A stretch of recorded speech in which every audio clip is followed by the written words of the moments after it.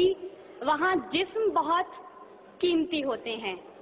جس معاشرے میں انسانوں کی کوئی قیمت نہیں ہوتی وہاں عزت کی بولی سب سے اونچی لگتی ہے۔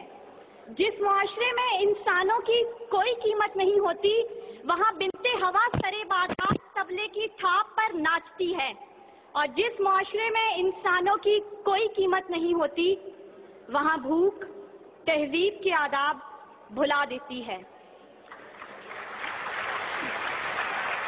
یہاں ہوس کے پجاری سیاہ راتوں میں سفید جسموں کا جیون سیاہ کرتے ہیں، یہاں پہ ناچتے پیروں کی تھاپ بکتی ہے، یہاں پہ جاگتی آنکھوں کے خواب بکتے ہیں، یہاں پہ پھول سے ہونٹوں کی پیاس بکتی ہے، یہاں پہ جسم ہے بکتے شباب بکتے۔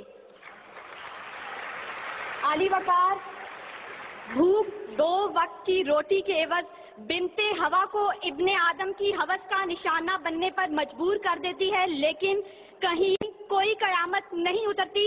14 سالہ بیرہ اپنی عصمت لوٹانے کے بعد جان سے بھی ہاتھ دھو بیٹھتی ہے، لیکن کہیں کوئی قیامت نہیں اترتی۔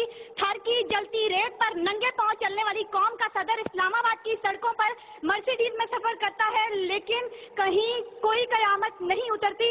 بلوچستان کی خشک سالی پر ایئر کنڈیشن کمروں میں منرل واٹر پی پی کر غور کیا جاتا ہے، لیکن کہیں کوئی قیامت نہیں اترتی۔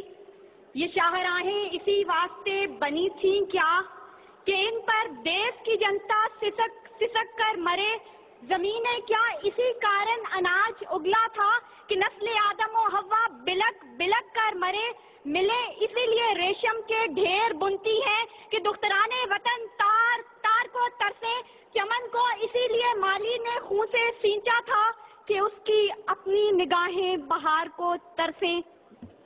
عالی وقار یہ ہے اسلامی جمہوریہ پاکستان، جہاں ہر کوئی اپنی دھن میں مگن ہے، سر کھجانے کی فرصت نہیں، دائیں بائیں کی فکر نہیں، ہر شخص بھوکا ہے۔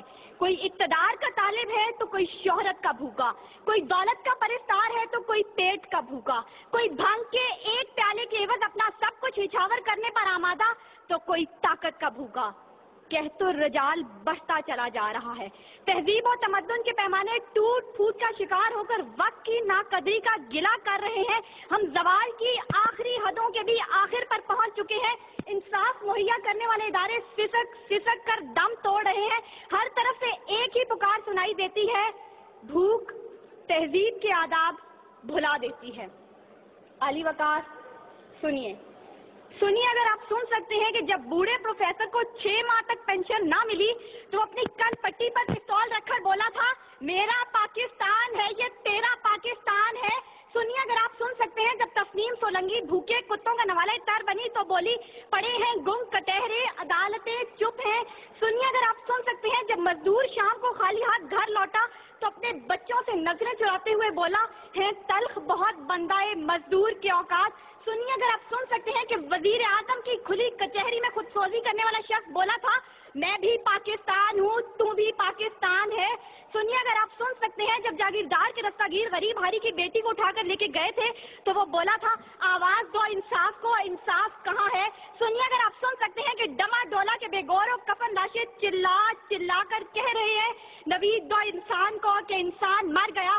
سنیے اگر آپ سن سکتے ہیں ڈاکٹر عافیہ صدیقی آج بھی سراپا سوال ہے، ذمہ دار کون؟ سنیے اگر آپ سن سکتے ہیں لال مسجد کے شہداء کہہ رہے ہیں، پاک فوج تو زندہ باد۔ اور سنیے اگر آپ سن سکتے ہیں جب بے روزگار باپ نے اپنی 3 جوان بیٹیوں کو موت کے گھاٹ اتارا تھا تو بولا تھا، عجب رسم ہے چارہ گروں کی محفل میں، لگا کر زخم نمک سے مساج کرتے ہیں، غریب شہر تڑپتا ہے ایک نوالے کو، امیر شہر کے کتے بھی راج کرتے ہیں۔ عالی وقار بھوک تہذیب کے آداب بھلا دیتی ہے۔ غربت سے مجبور لوگ اپنے بچے بھون کر کھا جاتے ہیں، اپنے گردے اور آنکھیں بیچ ڈالتے ہیں، اپنی 8 سالہ بچیاں دلالوں کے حوالے کر دیتے ہیں، اپنے خاندان کے ساتھ آگ میں کود جاتے ہیں، دریاؤں سمندروں میں چھلانگیں لگا دیتے ہیں، پنکھوں کے ساتھ لٹک جاتے ہیں، ٹرین کی پٹری کے آگے لیٹ جاتے ہیں۔ غربت، ظلم اور مہنگائی سے مجبور لوگ اپنے معصوم بچوں کے گلے کاٹ دیتے ہیں۔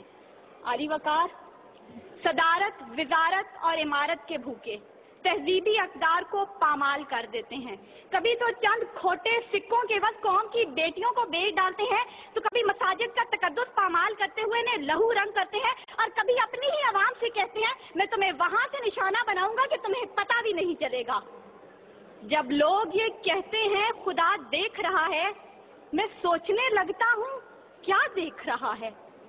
علی وقار، اس سے پہلے کہ بھوک اس ملک کو کھا جائے، اس سے پہلے کہ لہجے بے آواز ہو جائیں، سر سنگیت سب بے ساز ہو جائے، ملت اسلامیہ کی یہ بیٹی، ملک و قوم کی بیٹی اور آپ کی بیٹی آپ سے استدعا کرتی ہے خدارا اس بوڑھے باپ کا سہارا بن جائیے جس کے بیٹے نے خود سوزی کی.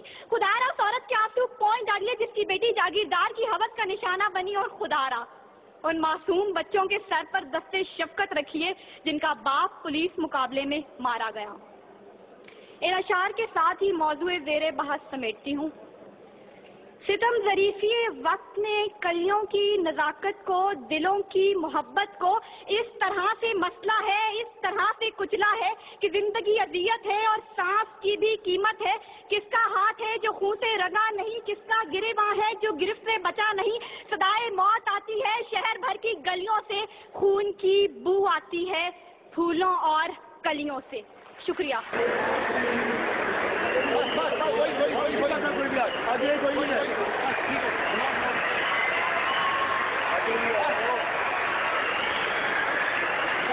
بھائی